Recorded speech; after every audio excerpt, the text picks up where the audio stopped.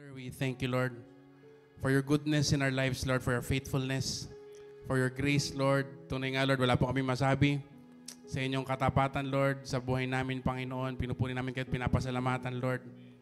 Dakila kayo, Lord God, sa aming buhay. Salamat po, Lord Jesus, sa inyong pag-ibig. Salamat po, Holy Spirit, sa inyong palaging pagsama, Lord. Dalangin namin sa gabing ito, muli niyo po kaming samahan, Lord.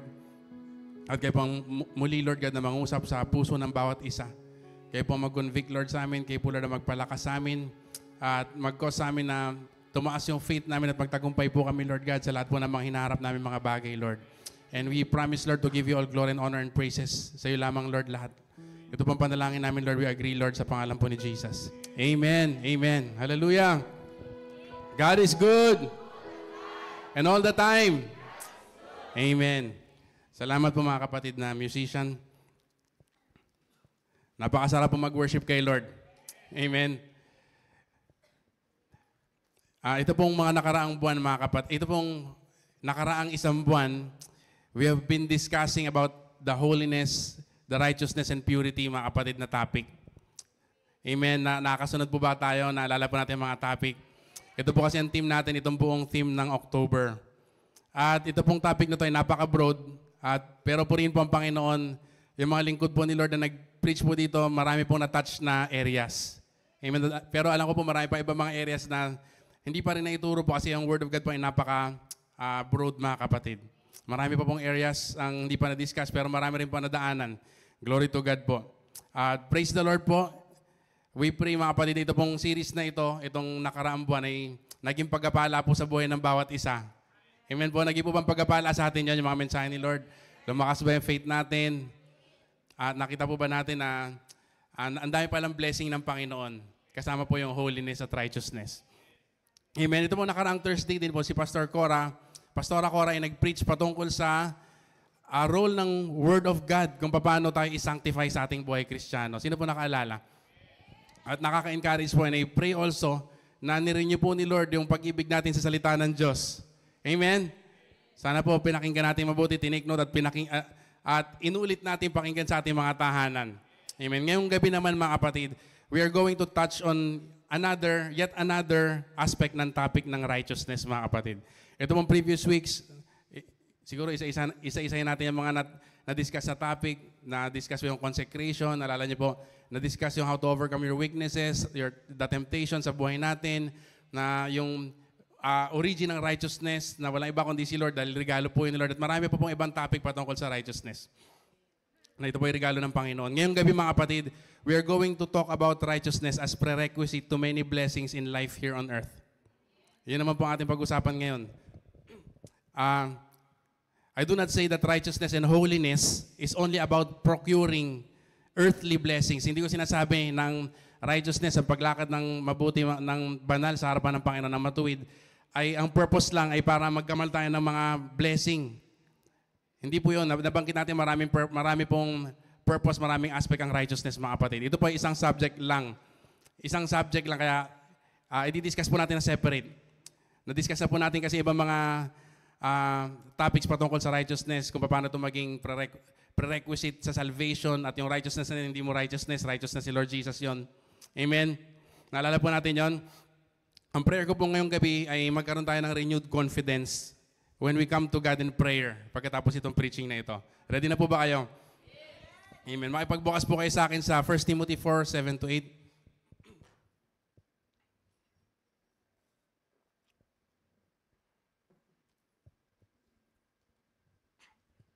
But reject profane and old wives' fables, and exercise yourself toward godliness. For bodily exercise profits a little, but godliness is profitable for all things. Gusto po yung verse 8, napakaganda po, no? Ituloy natin. Having promise of the life that now is and of that which is to come. Amen? Napakaganda pong promise si Lord, no? Ang righteousness na po, ang godliness, mga kapatid, ay kapaki-pakinabang. Sabihin natin, kapaki-pakinabang. May pakinabang dito sa buhay, dito sa mundo, at may pakinabang din daw, pati dun sa susunod na buhay natin sa piling ng Panginoon. Amen? Ito po yung tinuturo ng verse na to. Merong pakinabang ang godliness. Merong pakinabang ang righteousness. Kaya po sabi nung naunang verse, kinakailangan exercise natin yung ating mga sarili para maging towards godliness. Amen? Pero by the way, ang title ng ating pag-aaral ngayong gabi ay The Ripple Effect of Righteousness. Marami pong mga bagay na nangyayari kapag binigyan ka ng Panginoon ng katwiran. Amen? Pag righteous ka, alam niyo po yung ripple effect, pag hinawakan yung tubig, parang may ring, palaki ng palaki. Sino po nakapansin nun? Ang tawag po doon ay ripple effect. Amen? Pag ikaw ay righteous, maraming susunod na mga bagay na magaganda. Amen? Purihin ng Panginoon. Actually, napakarami pong promise ng Panginoon at benefits ng Panginoon na binibigay niya sa mga righteous. Maraming mga kapatid. At sa Old Testament pa lamang, kulang po ang oras kapag inisa-isa po natin ngayong gabi. Kulang yung sa sobrang daming promises ng Panginoon, kulang yung oras, baka isang preaching kagad po yun pag inisa-isa natin. Pero po banggitin po natin yung ilan. Okay lang po ba? Sabi po ng Proverbs 28 verse 1, the righteous are bold as a lion. Wow, yung mga righteous daw po ang righteousness ay may kaakibat na boldness. May kaakibat na katapangan. Sino po dito nangangailangan ng katapangan? Hindi po yung katapangang makipag-away, ha? Hindi rin yung katapangan naman ligaw. Pero pwede na rin siguro. pero sabi ng Bible, yung righteousness ay may kaakibat na katapangan, na boldness. Amen? As bold as a lion. Hindi lang po doon application ng mga kapatid. Boldness na labanan yung gawa ng kaaway. Boldness na mag-share ng Word of God. Amen? Boldness na magsalita ng katotohanan. Kinakailangan po yan mga kapatid sa buhay Kristiyano. Isa pa lang yan mga kapatid. Number 2, Psalm 37 verse 25.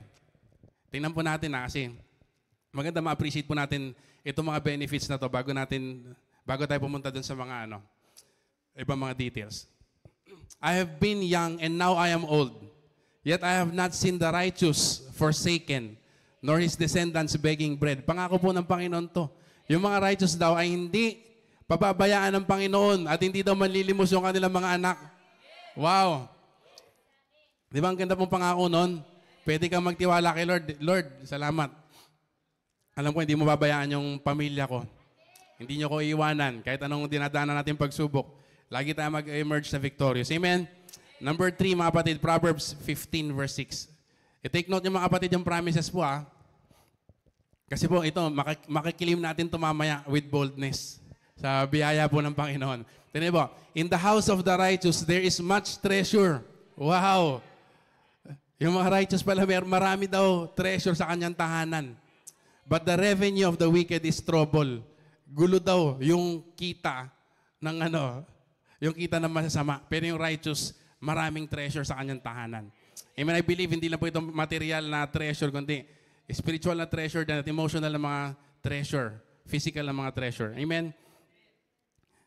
Susunod po. Number 3 na ba tayo? Number 4 na. Psalm 112 verse 1 to 3. Tingnan niyo, maganda ito mga kapatid. Praise the Lord.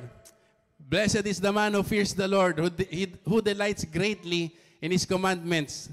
Tuloy po. His descendants will be mighty on the land. The generation of the upright will be blessed. Yung upright, mga kapatid, katumbas ng salitang righteous, yun mga kapatid. Wealth and riches will be in his house, and his righteousness endures forever. Wealth and righteousness will be in his house. Grabe, no? Kailangan pa bang explain yan, mga kapatid? Hindi na, no? Number 5, mga kapatid. The righteous, Proverbs 11:28. The righteous will flourish like a branch. Amen. He who trusts in riches will fall, but the righteous will flourish like foliage. Alam niyo ba flourish? Mamumukadkad. Magiging malago. Amen. Purihin ang Panginoon. Number 6, mga kapatid. Psalm 54:17. Ito, maganda ito mga kapatid. Alam ko marami may favorite sa atin ito. But Psalm tuloy. Isaiah 54:17. Na-enjoy niyo po ba yung promises ng Panginoon? Baka hindi natin masyado na-appreciate. Makikita niyo po mamaya, ma-appreciate natin. No weapon that is formed against thee shall prosper.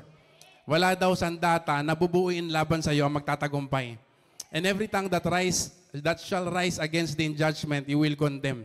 Lahat daw na magsasalita ng masama sa iyo, nahusgahan ka, i-condemn mo. Grabe mga kapatid, no? Ang tinding pangako niya mga kapatid. This is the heritage of the servants of the Lord, and their righteousness is of me, says the Lord. Ibig sabihin mga kapatid, yung righteousness ng servant ni Lord, galing kay God yun. Kaya, no weapon formed against him shall prosper. Grabe mga kapatid na promise, no? Number 7, Proverbs 11:21. The seed of the righteous shall be delivered. Iingatan ng Panginoon yung mga anak ng mga righteous. Though hand join in hand, the wicked shall not be unpunished, but the seed of the righteous shall be delivered. Iingatan ng Panginoon. Number 8, 1 Peter 3 verse 12. Ito, napakaganda rin po. The eyes of the Lord are over the righteous, and His ears are open to their prayers. Wow. Ang mata ng Panginoon ay laging nakatunghay sa mga righteous. At ang kanyang tenga ay laging bukas sa mga panalangin nila. Tutugunin ng Panginoon, mga kapatid, no? Number 9, Psalm 34:17. Psalm 34:17. The righteous cry and the Lord hears. Pag umiyak, pag tumawag kay Lord yung kanyang banal, makikinig ang Panginoon. Tingnan niyo mga kapatid, di ba tapos? And delivers them out of all their troubles. Lahat daw ng kaguluhan, lahat ng mga dumating sa kanya na trouble, mga kapatid, i-deliver siya ng Panginoon dahil righteous siya. Hallelujah! Number 10, Psalm 37:29. The righteous shall inherit the land and dwell therein forever. Mamanahin daw ng righteous ang lupain. Amen. Kalooban pala ng Panginoon na magkaroon ng lupa yung kanyang mga anak. Hallelujah. Amen. No? Number 11, Proverbs 11 verse 4. Second to the last. Riches profit not in the day of wrath, but righteousness delivers from death. Ang righteousness, mga kapatid, ay nag-iingat laban sa kamatayan. Amen? Pwede kang hindi matakot kasi kung hindi pa panahon ni Lord para kunin ka, huwag kang matakot. Amen? Kasi ingatan ka ng Panginoon. Righteousness delivers from death. Number 12 and lastly, ulitin ko po, marami pong ibang gantong verses. Hindi tayo matatapos pag inisa-isa po natin. Pero ito po palagi ko magaganda. Although lahat magaganda, mga kapatid. Psalm 92 verse 12. The righteous shall flourish like the palm tree. He shall grow like a cedar in Lebanon. Matibay yun, matayog yun, mga kapatid. Ang cedar. Yung palm tree naman, mga kapatid, matibay yun sa init. Alam niyo yung palm tree? Kahit na itanim mo yan sa bandang disyerto, sandy soil, mga kapatid, mag-thrive yan. Ganon daw ang righteous. Amen. Umuugat na matindi yung mga palm tree. Ang layo ng inaabot niyang mga ugat pag pinag-aralan po ninyo. Umabot na malayo. Minsan kilometro pa daw. Sabi nila, ganon katindi para maghanap ng tubig. Kaya sila matibay sa init. Ganon yung karakter ng puno na yon. Ganon daw yung righteous. Survivor. Hindi lang ba sa survivor, victor. Amen. Mabuti ba ba ang Panginoon? Hallelujah. Pero alam niyo mga kapatid, biglang kabig no? You know, sometimes when I read these promises, I wonder kung para sa akin ba itong mga promises na to. Kasi nagkakamali pa rin ako. Kahit ako'y mananampalataya na. Naisip niyo ba yon? Minsan tinatanong ko, hanggang anong percentage kaya ng kabutihan para masabi kong righteous ako? 50% ba? 75% ba? 90% ba? 98%? Nakabutihan bago ka matawag na righteous. Anong palagay niyo mga kapatid? Natanong niyo na ba sa inyong sarili yon? Kasi ang ganda ng promises pero pag ikiklaim ko ba yon righteous? Ikiklaim ko ba yung promises na napakagaganda? Palagay niyo ilang percent mga kapatid?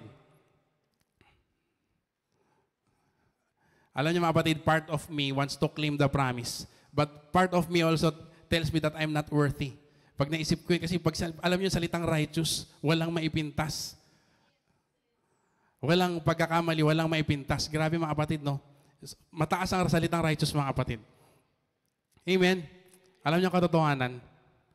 We will never be worthy enough on our own to be called righteous. And all the more, claim those promises that entails being righteous. We will never, ulitin ko mga kapatid, on your own, on our own, on my own, hindi mo maaabot yung salitang righteous. Yung mga promises na binasa natin, Hindi natin maaabot yon on our own. Naniwala kita mga kapatid?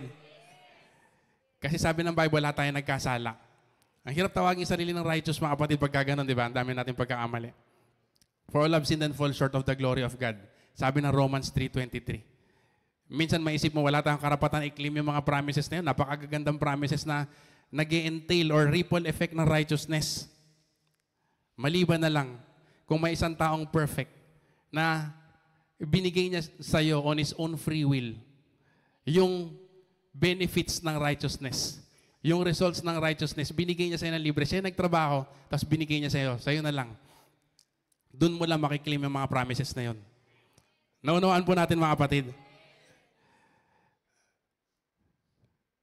At yun po yung ginawa ng Panginoong Jesucristo. Pinerfect niya yung batas. Righteous si Lord. Hindi siya nagkasala kahit minsan. He defeated sin. He defeated all temptations, mga kapatid. At namatay siya sa krus. At nabuhay siya mag-uli. At binigay niya sa iyo yung benefits ng righteousness. Kaya po ang tawag sa mga Kristiyano ay more than conqueror. Kasi si Lord yung nagtagumpay laban sa kasalanan. Siya yung nag-perfect ng batas, mga kapatid. Tapos, yung benefit, binigay niya sa iyo, ikaw hindi naghirap. Ang ginawa mo lang na nampalataya kay Lord doon sa ginawa niya sa krus. Lagi pong ini-illustrate ni Pastor Monto. Si Pastor Mon nagpauso na ito eh. Yung illustration ng more than conqueror. Lagi niyang kinikwento si Manny Pacquiao na nakipagsuntukan sa ring at naging champion, nagtagumpay. Amen. Napanood natin mga laban niya nung bata pa siya. Ang galing, ang husay talaga. Pero tinatamaan din siya, nabubugbog din siya minsan. Minsan magamagay ang mukha niya, sugat-sugat yung ulo niya. Minsan nga natulog pa siya eh. Pero pag uwi niya ng bahay, meron pa rin siyang mga kapatid. Kadalasan panalo siya. Pag uwi niya ng bahay, may belt siya. At i-offer niya yung belt niya doon sa asawa niya. Sabi ng asawa niya, ayoko ng belt. Gusto ko yung cash prize. Hindi ka gusto ko yung pay-per-view. Yun ang gusto ko, sabi ng asawa niya. Sasabihin ni Manny Pacquiao, ikaw naman, joke lang sa'yo lahat yun. Huwag kang mag-alala. Si Manny Pacquiao yung nakipaglaban, ang nakinabang doon sa mga benefits ay yung asawa niya. Para pong si Lord Jesus, si Lord yung nakipaglaban sa krus. Nilabanan niya lahat ng tukso at nagtagumpay siya. At binigay niya sa kanyang bride yung benefits ng kanyang tagumpay. Mabuti ba ang Panginoon, mga kapatid? Hallelujah! Purihin ang Panginoon. More than conqueror pala tayo. So yung mga benefits na yun, pwede natin i-claim pala. Wait lang, mamaya, bago natin i-claim.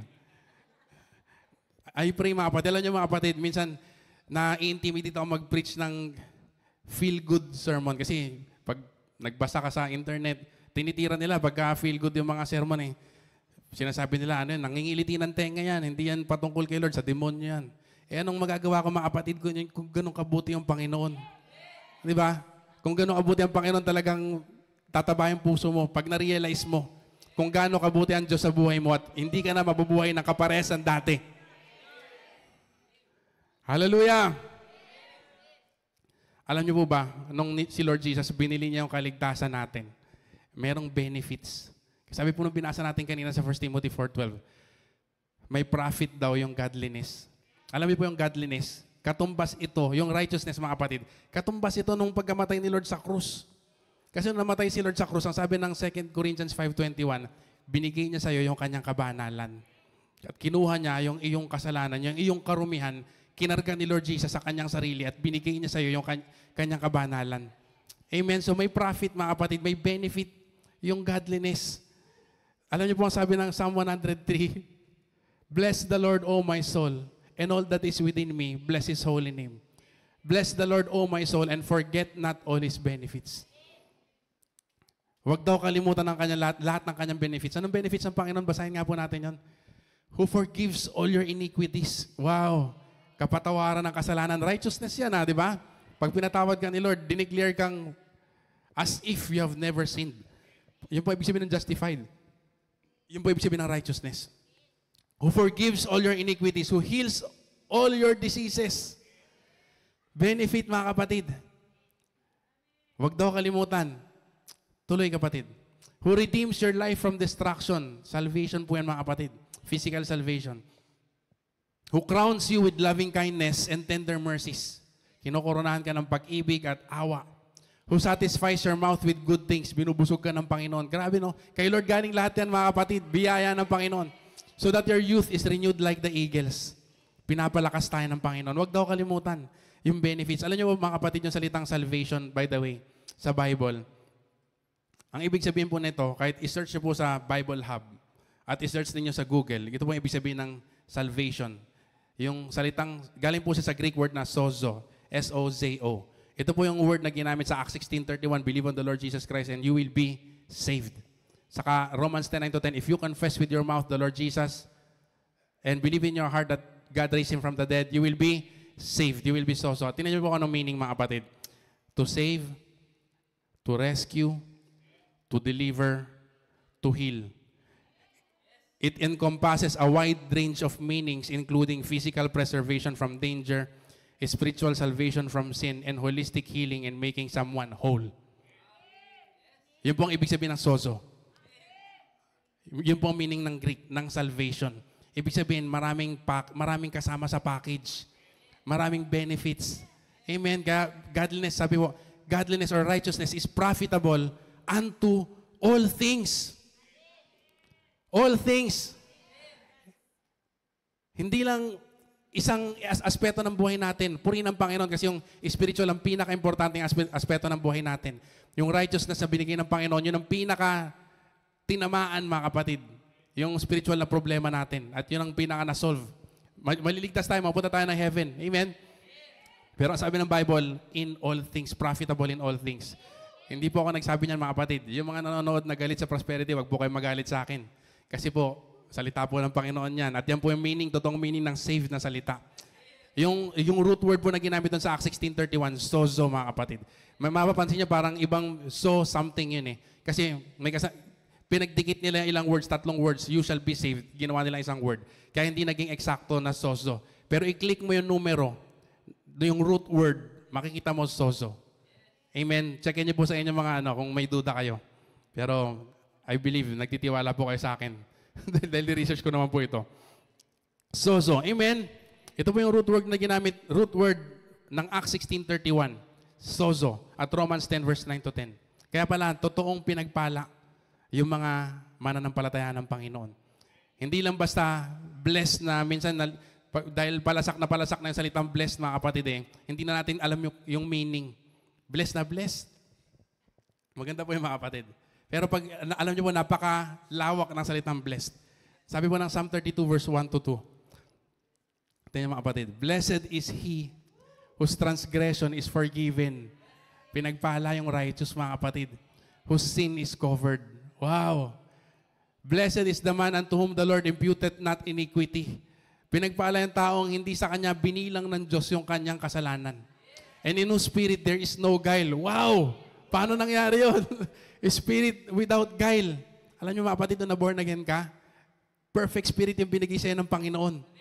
Amen? Hindi kanya binigyan ng perfect. Alam niyo po, sabi ng Bible, identical yung spirit na binigay sa atin ng Panginoon sa kanyang spirit niya. One spirit, sabi po ng salita ng Panginoon. Naalala ko lang po bigla, wala to sa topic. Pero ibig sabihin mga kapatid, in whose spirit there is no guile. Mangyayari lang yun pag binigyan ka ng panibagong spirito ng Diyos. Na born again ka. Na born again yung spirito. Amen? Napaka-pinagpala mo. Kasi yun yung time na pinatawad ka ng Panginoon, pinagpala ka dahil may experience mo na yung ripple effect ng righteousness. Hallelujah! Ang sabi ng 1 Timothy 4:8, in this life and in the life to come. Amen. Ang dami palang blessing nakaakibat. Ripple effect talaga. At ang nakakatuwa po kay Lord Jesus, hindi lang po yung benefit ng righteousness yung kanyang binigay sa iyo, pati po yung righteousness niya mismo. Yung kabanalan po mismo ni Lord Jesus, ibinigay niya sa kanyang mga anak. Napakabuti ng Panginoon. Amen? He also gave His righteousness to those who believe Him. His finished work on the cross, yung nananampalataya sa kanyang ginawa doon sa krus, mga kapatid, binigay niya sa kanila yung kabanalan ng Panginoon. Yun po ang sabi ng 2 Corinthians 5:21. That is not our own righteousness. Naging banal ka, pero hindi mo yon sariling kabanalan. Yun ay kabanalan ni Jesus na iginawad niya, nirigalo niya sa iyo. Righteousness is a gift, mga kapatid. Holiness is a gift. Amen? Ibig sabihin, bilang born again, mga kapatid, makinig kayo mabuti. Bilang born again, you are standing not on your own righteousness. You are standing on the righteousness of the Lord Jesus. Woo! Hallelujah! Pasensya na kayo mga kapatid, di po ako makaikot-ikot at makatalon, pero gusto kong tumalon. Sa totoo lang, medyo pagod na pagod kami ni Sister. Galing po kami doon sa outreach sa Payatas. Napakataas pala. Sa totoo lang po, salamat po kay Lord sa kanyang biyaya ng kalakasan. Amen. Balik tayo sa topic. We are able to stand because of the righteousness of the Lord Jesus. Kaya ka lang nakakatayo. Kaya ka lang nakakaharap sa Diyos. Kaya ka pwede mag-pray. Dahil sa righteousness ni Lord Jesus. Hindi dahil sa sarili mong righteousness. Hallelujah! Alam mo, pag nag-pray po tayo, bilang mananampalataya ni Lord, ang nakikita ng Panginoon niya, yung kabanalan ni Jesus sa buhay mo. Hindi yung sarili mong kabanalan. Nakikita niya yung righteousness ni Jesus.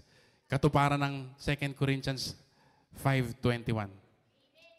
Amen. He has made Him to be sin for us, who knew no sin, that we might be made the righteousness of God in Christ Jesus.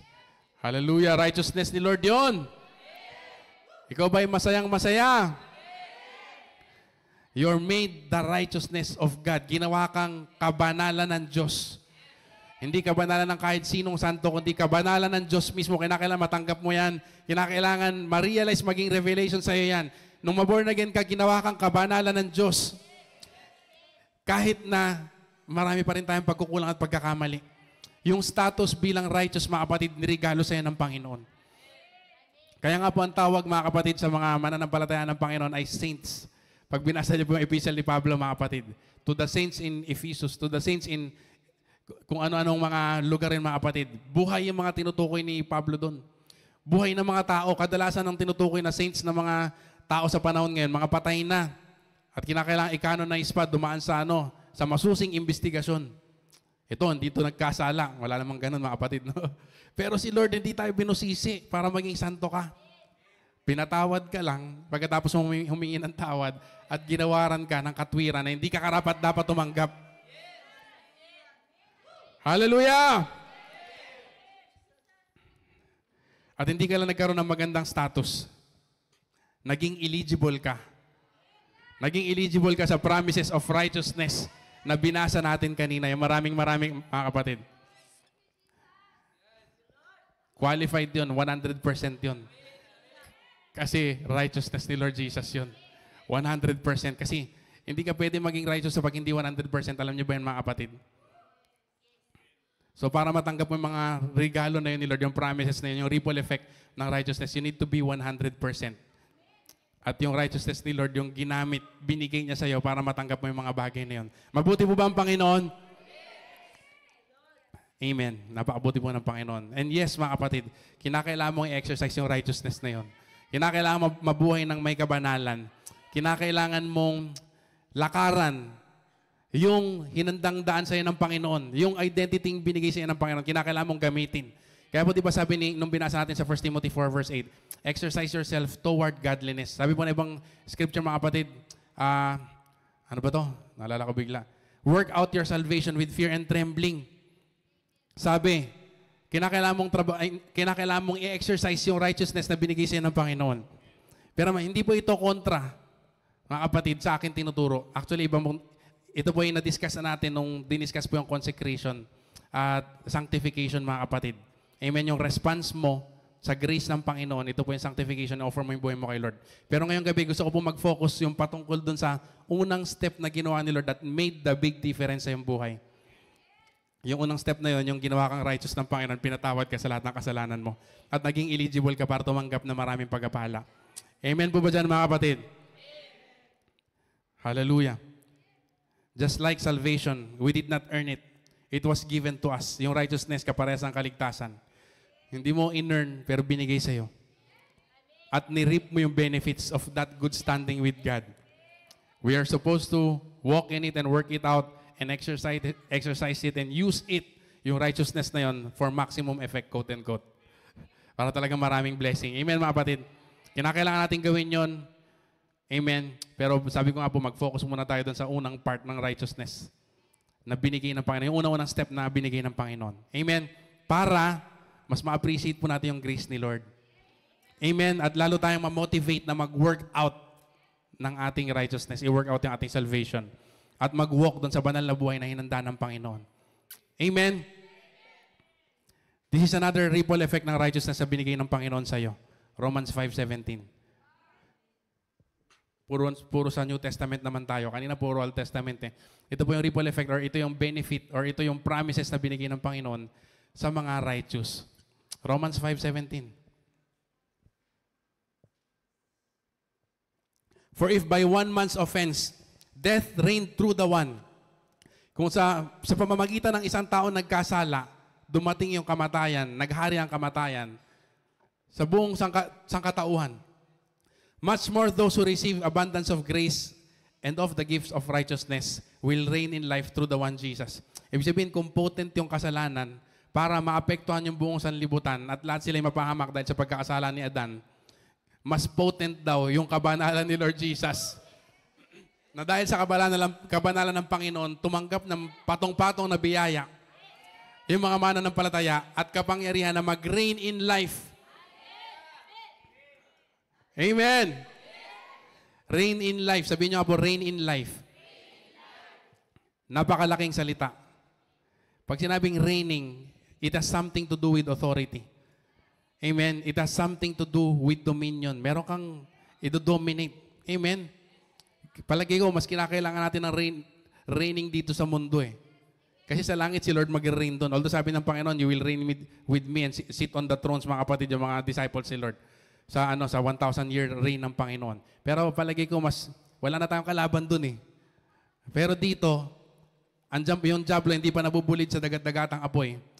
Kinakailangan mo ng reigning dito. Sabi ng Bible, pag ikaw ay may gift of righteousness, tinanggap mo yung gift of righteousness, dahil sa ginawa ng Panginoon sa buhay mo, you will reign in life. Dodominahan mo yung gawa ng diablo sa iyong buhay. You will walk in victory. Hallelujah! Laban sa lahat ng kadayaan ng diablo. Laban sa lahat ng kasalanan. Laban sa lahat ng bisyo. Amen! Mag-reign in life kahit hindi lang po yung mga kasalanan ng pag-reign in life, pati circumstances. You will emerge victorious. Hallelujah! Kapag alam mo yung benefit na ito ng righteousness, you will not be intimidated to use your authority. Ito po yung ayaw na ayaw ng diablo, mga kapatid. Na maunawaan mo na dahil ikaw ay righteous, you will reign in life. Kasi, i-rebuke mo na siya. Pag na-realize mo, righteous ako dahil sa righteousness ni Jesus. Ibig sabihin, may kapangyarihan ako mag-rule and reign. I rebuke yung gawa ng diablo. Lumayas ka sa pangalan ni Jesus. Amen. Because of the righteousness of the Lord Jesus na ginawa niya sa atin. Ayaw ng diablo to. Na ma-realize mong pinabanal ka ng Diyos. Kasi pag na-realize mong pinabanal ka ng Diyos, kaya mong talunin yung gawa ng kaaway. Kaya mong talunin lahat ng bisyo sa buhay mo. Pag na-realize mong binanal ako ng Diyos, pinatawad niya yung kasalanan ko, ang tingin sa akin ng Diyos ay banal, binigay niya sa iyo yung righteousness si Lord Jesus, yung bisyo ay madali mong tatapakan. Hindi mo ko bihag. Ako ang mag-reign over you. I will reign in life. Amen. Hallelujah. Dapat mo maunawaan natin yon. Amen. Nalilimutan po natin madalas kasi yung 1 John 1:9. Kaya minsan nako-condemn tayo. Na-intimidate tayong gamitin yung pangalan ni Lord and rebuke the devil because of condemnation. Pero nalilimutan natin, sabi po ng 1 John 1:9, if we confess our sins, He is faithful and just to forgive us our sins and cleanse us from all unrighteousness. Ibig sabihin, bababalik sa iyo yung righteousness. Kasi unrighteousness, so nagkaroon ka ng unrighteousness. Nabahiran ka ng unrighteousness. Matatanggal yung unrighteousness. Pag nag-confess ka na iyong kasalanan, papatawarin ka ng Panginoon. At nalimutan mo rin siguro yung 1 John 2 verse 1. Tara niyo po. 1 John 2 verse 1. My little children, these things I write to you, so that you may not sin. Para hindi kayo magkasala, kaya sinulat ni John yung book na yan. And if anyone sins, tingnan niyo mga kapatid. Ibig sabihin parang alam ni John na hindi pa talaga perfect yung mga anak ng Diyos. Dumaraan pa rin sa mga kahinaan. Pero hindi na yung identity natin. Kailangan lagi mong pagtagumpayan kasi maalala mo, righteous na nga pala ako. Tatapakan mo lahat ng gawa ng dyablo. Yung kahinaan, lahat ng mga hindi magagandang bagay sa sarili. Hindi na ikaw yon. Ikaw na ay righteous. Yun ang bagong mong identity. If anyone sins, we have an advocate with the Father, Jesus Christ the righteous. Wow! Jesus Christ the righteous. Advocate natin kay Heavenly Father. Anong ginagawa ni Lord Jesus? Siya yung righteous. Ibig sabihin, He's taking our place. Amen. Tinatakpan niya ang ating unrighteousness. Hingi ka lang ng tawad kay Lord. Amen. So kapag ikaw ay nagkamali, ikaw ay bumagsak, humingi ka agad ng tawad kay Lord. At yung totoong repentance, mga kapatid, ay may pagkabago ng isip at puso. Ibig sabihin, sinasabi mo, Lord, ayoko nang ulitin to. Namumuhi na ako sa kasalanan na to. Kinasusuklaman ko na tong kasalanan na to, hindi ko nang ulitin. Yan ang totoong paghingi ng tawad kay Lord. Amen. At ang sabi ng Bible, ibabalik sa'yo ng Panginoon yung authority. Ibabalik niya sa'yo yung righteousness. I mean, wala nang hold. Actually, righteous ka pa rin actually sa mata ng Diyos. Yun nga lang, yung relationship mo kay Lord ay nahadlangan. Na-hurt mo yung relationship mo kay Lord pag nagkakasala ka. Pero hindi nagbabago yung pagiging anak mo ng Diyos. Alam mo ba yun, mga kapatid? Sa totoo lang po yung iba takot i-discuss to. Kasi iniisip nila, baka mamaya magkaroon ng license yung mga tao. Isipin nila, ay, pwede ka palang magkasala. Pwede ka palang humingi na lang ng tawad kay Lord. Di ba? Pero alam niyo, mga kapatid, pag ikaw ay totoong tinamaan ng grace ng Panginoon, hindi mo nagugusto yung magkasala pa. Pag naranasan mo, na-realize mo, grabe, hindi ako karapat-dapat, ginawa kong righteousness ni Lord, tapos ito lahat na naghihintay sa akin na pagkapala. Kung matalino ka, hindi mo na, hindi mo ipagpapalit yun. Amen, mga kapatid. So, malaga alam po natin labanan yung condemnation. Meron pong testimony, siguro mga 10 years ago na. Meron po tayong, hindi pa natin siya kapatiran before, kasi pinsan lang siya ng kapatiran, dinala dito. Siya po ay, nung una, oppressed lang ng bad spirit. Pero po nung pinilit siyang sumama sa prayer meeting, hindi pa naman siya born again nun. Hindi niya kinaya yung praying in tongues, mga kapatid. Kasi andun yung presensya ng Panginoon eh. Nag-manifest. Nag-manifest yung diablo. Kasi itong tao na pala to, may lolo siya na albularyo. Doon sa Laguna. At bata pa lang siya, umpisang pagkabata, inorasyonan siya, pinakain siya ng kung ano-anong mga Latin. Naapektuhan yung buhay niya talaga, mga kapatid, bilang dalagita. Hindi na nga dalagita yun, dalaga na yun eh. Pumunta siya ng church, dinala siya ng pinsan niya. Alam nila kung saan dadalhin, no? Sa mga born again talaga. May kalayaan. Kay Lord pampaburi kasi nasa atin si Jesus. So, nung prayer meeting, hindi niya natagalan yung praying in tongues, nag-manifest yung masamang spirito.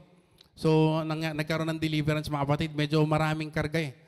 Ang daming umalis kagad nung gabing yun. Nagagalit yung masamang spirito doon sa katawan ng babae. Nagrereklamo, ang dami daw malalaking tao habang nag-pray in tongues. Totoo, mga kapatid. Sabi niya, ang daming malalaking nakaputi. Takot na takot yung napoposes. Ba't nyo ko iniwan? Ba't nyo ko iniwan? Ano kayang iniwan?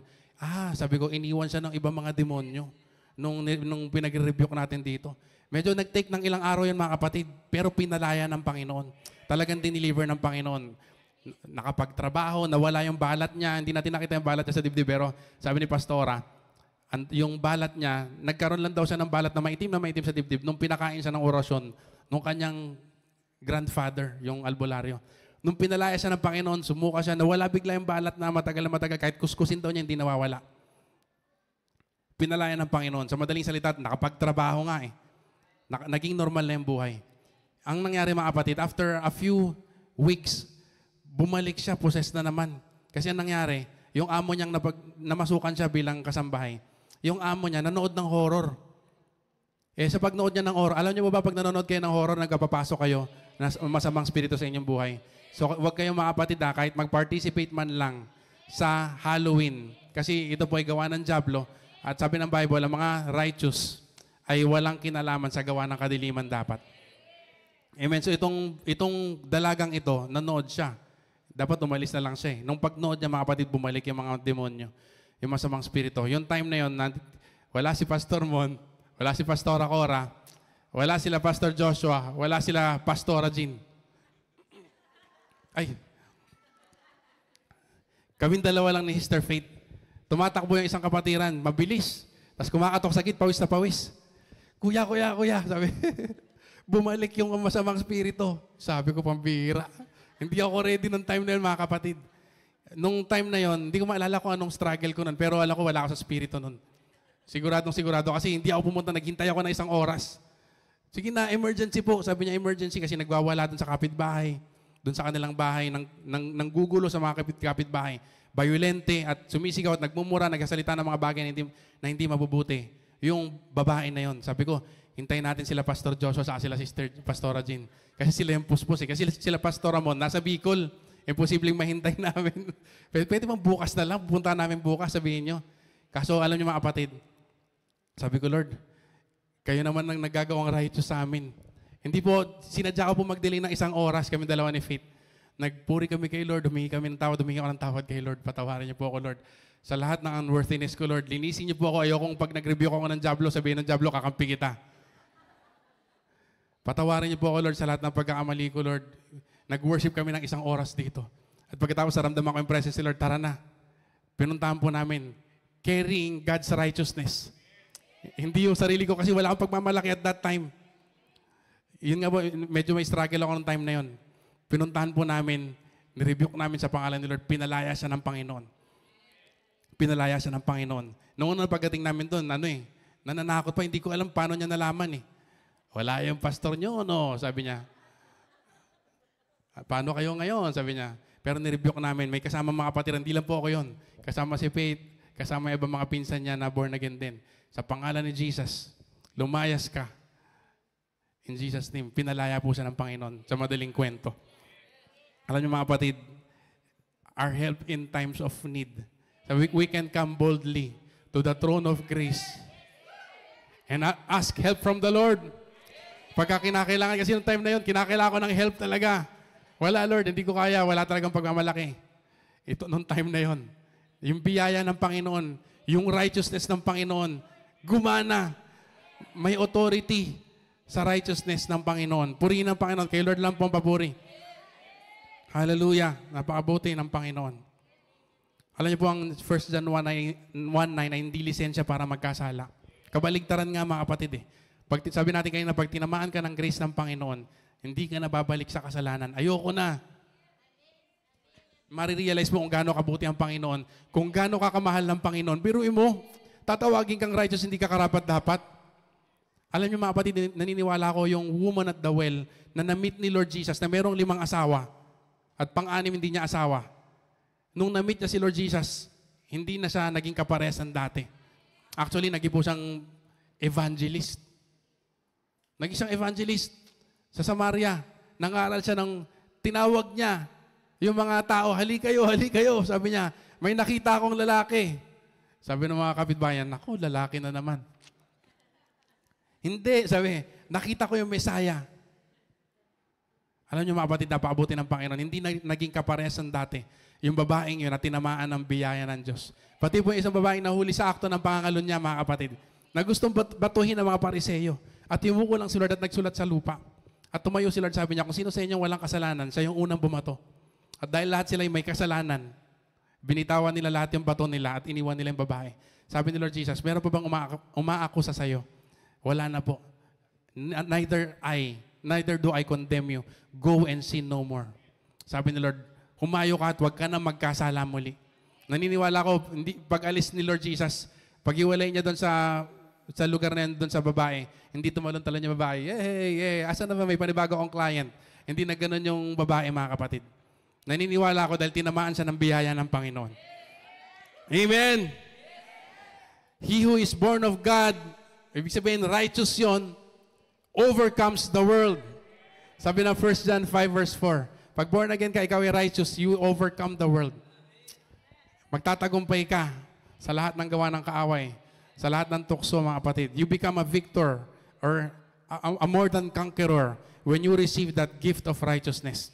At sabi nga po natin, napakarami pang ibang mga blessing or ripple effect ng righteousness na binigyan ng Panginoon sa iyong buhay. Imagine mo itong mga blessing na ito, mga kapatid. Napunta sa iyo. Yung mga inisa-isa natin kanina. Dahil lang ikaw ay pinatawad, dahil ikaw ay nilinis, dahil ikaw ay ginastify, dahil ikaw ay sinanctify. Napunta sa iyo, naging eligible kang tumanggap. Amen. Kaya pala yun ang reason kung bakit ang sabi ng salita ng Panginoon sa Ephesians chapter 1 verse 3 that we are blessed with every spiritual blessings in the heavenly places. In Christ. Yun yung pinaka-importanting salita doon. In Christ, kasi righteous. Naging righteous ka in Christ and you were blessed with every spiritual blessing in the heavenly places. Kaya po sabi na ng 1 Timothy 4 verse 12, profitable in all things, mga kapatid. Grabe nagawa ng kabanalan ni Lord Jesus na ipinataw niya sa iyo, na ibinigay niya sa iyo. Amen. Kaya po we can come boldly to the throne of grace at humingi ka. Hindi mo dala-dala yung sarili mo righteousness. Humingi ka kay Lord, lumalapit ka, humingi ka ng tulong, dala-dala mo yung righteousness ni Lord Jesus. Hallelujah. Hindi ba lalakas yung loob mo nun? Hindi, ewan ko po sa inyo, pero ako nung ito po ay binigay sa akin ng Panginoon, sabi ko, grabe, lalakas talaga yung loob mong humingi ng tulong sa Panginoon kasi hindi naman ikaw, hindi mo sariling righteousness yung carry mo. Because we are covered by the blood of Jesus. Because we are covered by Jesus' righteousness. Covered, ibig sabihin, sagot. Sinagot ni Lord. Sinagot ng dugo ni Jesus, sinagot ng kabanalan ni Jesus yung righteous requirement of the law. Sinagot ng kabanalan ni Jesus yung righteous requirement of God the Father. Para ikaw ay mapagpala. Hindi lang iligtas. Amen? Ang rason kung bakit pwede kang tumanggap na maraming biyaya galing sa Panginoon ay dahil sa righteousness ni Lord Jesus sa iyong buhay. Not because of your own righteousness. Hallelujah! At sa totoo lang, kinakailangan mo ng pananampalataya para maniwala ka dun na totoo. Ginawa kong righteous ng Panginoon. Kinakailangan mo ng matinding pananampalataya. It takes faith to believe na ikaw ay tinubos at pinatawad pagkatapos mong magkamali. Tapos siyempre humingi ka ng tawad kay Lord. It takes faith. Humingi ka ng tawad kay Lord. Anong feeling mo nun? Mag-sorry ka uli. Lord, patawarin niyo po ako uli. Alam niyo mga kapatid, pag humingi ka ng tawad kay Lord, He is faithful and just to forgive us of all our sins and cleanse us from all our unrighteousness. Nilinis ka kagad ni Lord. Alam mo kung ba't hindi mag-aatubili si Lord? Si God. Kasi bayad na. Bayad na yung kapatawaran. Matagal nang binayaran ni Lord Jesus. Pag humingi ka ng tawad, ng totoong paghingi ng tawad, ng totoong repentance, mga kapatid. Amen. Mabuti po ba ang Panginoon? Dapat po matutunan natin na tumayo o tayuan yung kung paano ka tinatawag ng Diyos na righteous. Matutunan natin tayuan. At hindi po yun kayabangan, mga kapatid. Hindi po yun kayabangan na ituring mo yung sarili mo kung anong tawag sa'yo ng Panginoon. Yun po ay humility. Yun po ay kapakumbabaan na sundin mo si Lord at tawagin mo righteous yung sarili. Pag malaki minsan, takot tayong tawagin na righteous tayo. Lagi natin sinasabi, I'm a sinner, I'm a sinner. Kahit Kristiyano na. Hindi totoo yun. Kasi ang sabi ng Bible, 2 Corinthians 5:21, si Jesus na walang kasalanan ay naging kasalanan para ikaw ay maging righteousness of God. Hindi sinabing para maging kang sinner of God in Him. Ang sabi, that you might become the righteousness of God in Christ Jesus. Hallelujah! So kung anong pagkatawag sa'yo ng Panginoon, ito yung iyong tayuan. Hindi po yun kayabangan. Yung sabihin mo na, pupunta ako ng langit. Hindi naman dahil sa righteousness mo, dahil kay Lord. Amen. Banal ka ba? Sabi mo, wag ka nang sumagot. Alam mo sa sarili mo. Pero alam niyo mga kapatid, humility po yun. Si Moses minsan mga kapatid, inutusan ni Lord na magsulat sa Book of Numbers. At isulat niya itong salitang to mismo. Moses was the meekest man in the whole earth.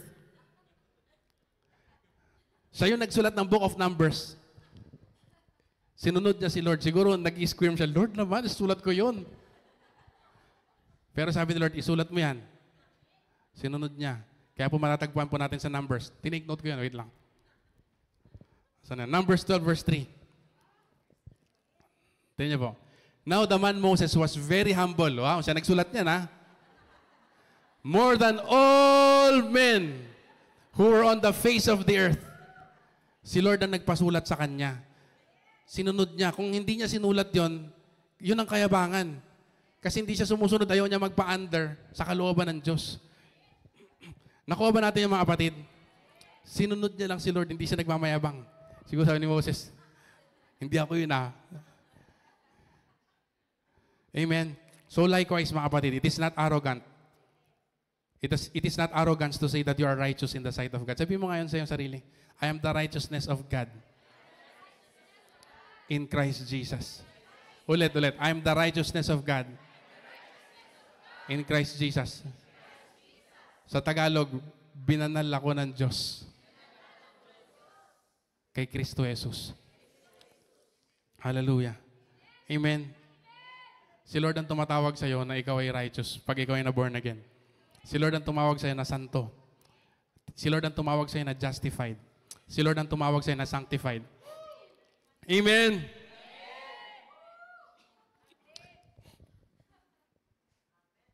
Meron pa isang ripple effect mga kapatid. Ripple effect ng righteousness.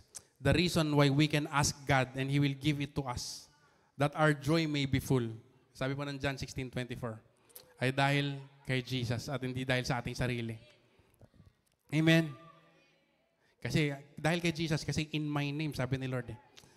Pag humingi tayo kay Lord, hindi sa ating sa ganang ating na pangalan, kundi sa pangalan ni Lord. Amen. Kaya tayo makakahingi kay Lord at matatanggap natin yung mga bagay na hiningi natin at kaya tayo mapupunuan ng kagalakan ay dahil sa righteousness pa rin ni Lord Jesus. Hindi sa pamamagitan na yung sariling status.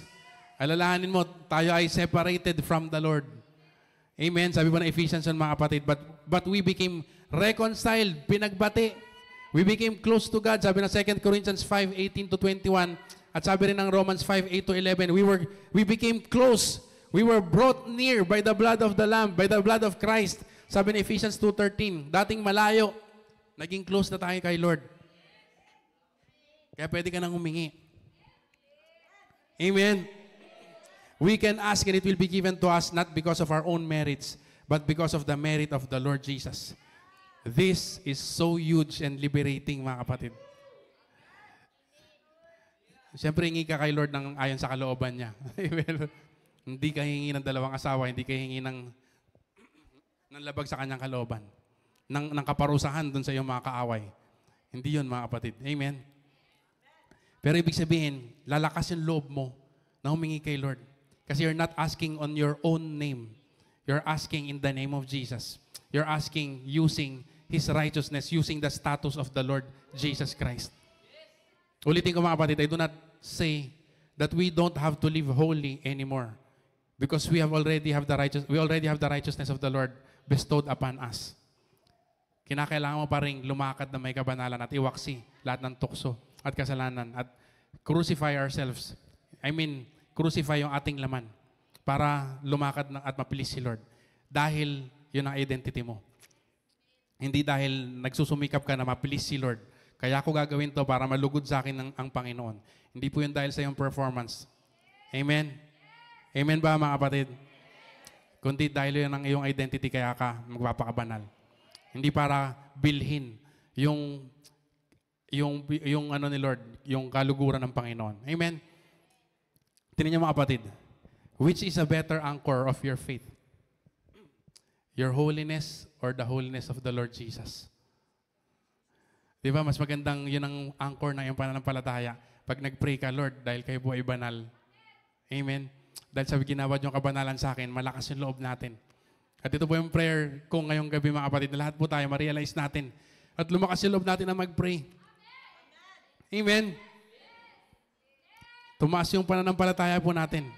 Because we will never be confident. Tingnan niyo mga kapatid. We will never be confident in coming to God for help in times of need when we come on the basis of our own righteousness and performance. Dahil nga nagkakamali tayo, hindi mo masusunod yung come boldly. Lagi kang lalapit kay Lord na umiiyak at nagngungulngul. Hindi po ako dapat Lord. Totoo naman. At dapat humingi tayo kay Lord ng tawad. Pero kapag mga kapatid, pag rima sa yung ikaw ay righteousness of God in Christ Jesus at iningatan mo yung buhay mo dahil ng identity mo, lumakad ka na may katwiran din, meron kang boldness na lumapit kay Lord. Amen? Dahil sa dugo ni Jesus, dahil sa kanyang kabanalan. Amen? Ang laking tulong po nito sa pananampalataya, mga kapatid. Amen. Natutulungan ka ng Diyos, hindi dahil ikaw ay magaling, hindi dahil ikaw ay perfect, kundi dahil si Jesus ay perfect. It is so much easier to believe that God will heal you. It is so much easier to believe that God will provide for your needs. When you come to God with the knowledge, with the faith na, Lord, I'm holding on to your righteousness and not mine. Amen. At ito po yung isang reason din kung bakit pinerfect ni Lord yung batas para maging siyang high priest sa atin. Alam niyo po yung high priest? To represent our cases to the Lord. Di ba? Napakaganda. I-represent ni Lord. Perfect si Lord eh. Pag ni-represent niya tayo, wow, ang galing. Siguradong favor from the Lord.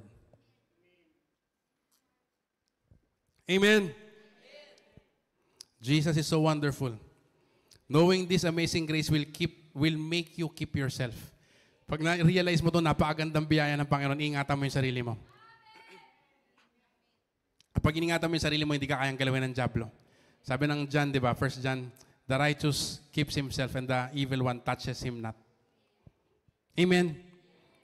Grace, yung biyayang ito ng Panginoon, kapag ka naranasan mo, pag naging revelation sa'yo, na ginawa kang righteousness ng Panginoon, it will teach you to abstain from works of wickedness and live for the Lord. Di ba? Grace is a great teacher, mga kapatid. Laging binabanggit ni Pastor Joshua. Tinuturuan tayo to abstain from all works of iniquities, mga kapatid. Kung matalino ka nila lang, pag naranasan mo itong biyayang ganito, mga kapatid, huwag mong sayangin. Sabi mo nga sa iyong katabi, huwag mong sayangin. Huwag mong sayangin. Sabi mo sa kabila. Amen. You will really exercise yourself towards godliness. You will work out your salvation with fear and trembling. This kind of grace changes the coldest of heart. Sabi nung kinakanta natin kanina. Si Lord lang kayang mag-touch sa coldest of heart sa pamamagitan ng kanyang biyaya. Amen. This kind of grace is so powerful. This kind of grace will make you love God more. Amen. Tumayo tayong lahat, mga kapatid, at purihin po natin ang Panginoon dahil sa kanyang biyaya, dahil sa kanyang righteousness. Napakabuti ng Panginoon. Hallelujah, Lord. We worship you, Panginoon. We honor you, Lord Jesus. Tunay nga, Panginoon, kayo po'y karapat-dapat. Kayo po'y faithful, Lord. Napakabuting Diyos, Lord God. Napakamabiyayang Diyos. Punong-puno ng awa, Lord God. Hallelujah. You give us a lot of chances, Panginoon. Hindi lang po second chances, kundi third and fourth and fifth and sixth and seventh and many, many chances, Lord God. We love you, Lord God, and we thank you for those chances, Lord. Hallelujah, Lord. We also thank you, Lord God, for empowering us, Lord, to defeat, Lord, sin, to have victory, Lord God, over sin. Because your righteousness, Lord, is on us, Panginoon, and it makes us reign in life, Lord God. Salamat, Lord, sa buhay mo, Panginoon, na ibinigay niyo po dun sa krus ng Kalbaryo. Salamat, Lord God.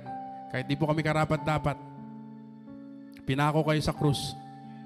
Binuhos ninyo ang inyong dugong banal. Lahat ng hirap, Lord, ay sinalupo ninyo. Dapat kami ang sumalo. Pero, Lord God, sinalupo ninyo para maging kaming katwiran ng Diyos. In Jesus, in your name, Lord God. Father God, please touch your people. Kung meron pong nako-condemn dito, Panginoon, dalahin ko, Lord God, na itong mga salita mo, Lord God, ay maging powerful, Lord, to enter that heart, Lord. I speak to that heart, Lord God, that the Word of God will break every kind of condemnation, every kind of deception of the devil. In the name of Jesus Christ of Nazareth, I take authority over that deception. I take authority over that sin, over that weakness in the name of Jesus, over that condemnation, in the name of Jesus Christ of Nazareth. Lord, let your love, Panginoon, be felt, Lord. Let your holiness be a rima, Lord God, sa buhay ng inyong mga anak, Lord God. You're holy, Panginoon. You're holy, Lord God. You're holy, Lord. You're holy, Heavenly Father. You're holy, Lord Jesus. Holy Spirit, we worship you, Lord God. And you also gave that holiness to us, Lord. Salamat po ng marami, Lord. Salamat po ng marami. Sa iyo po lahat na papurit pagsamba, Lord God. Pagpalain niyo po ang inyong mga anak, Lord God. Ito po ang panalangin namin, Lord God. As we go from this place, Lord God, let us go, Lord God, with blessings, Lord, and renewed heart, Lord God, renewed mind, Panginoon, renewed confidence, Lord God, to come to you in boldness always, Lord God, in repentance, Lord God, and even even sa paghingi namin, Panginoon, ng mga pangailangan namin, Lord God. Pagpalaan niyo po kami as we go from this place, Lord God. Ingatan niyo po kami ang aming mga pamilya. Cover us, Lord, ng iyong dugong banal palagi, Lord God. And help us to be a blessing. Blessing to others, Lord God. Sa mga kapitbahay po namin, mga kaklase, Lord God, mga colleagues, Lord God, at mga kakilala at kaibigan, Lord, help us to be an excellent witness, Lord, for you. Use our lives, Lord God, for the expansion of your kingdom, for the glory of your name. Ito po ang panalangin namin, Lord. Nag-agree po kaming lahat sa pangalan po ni Jesus. Amen. Amen. Amen.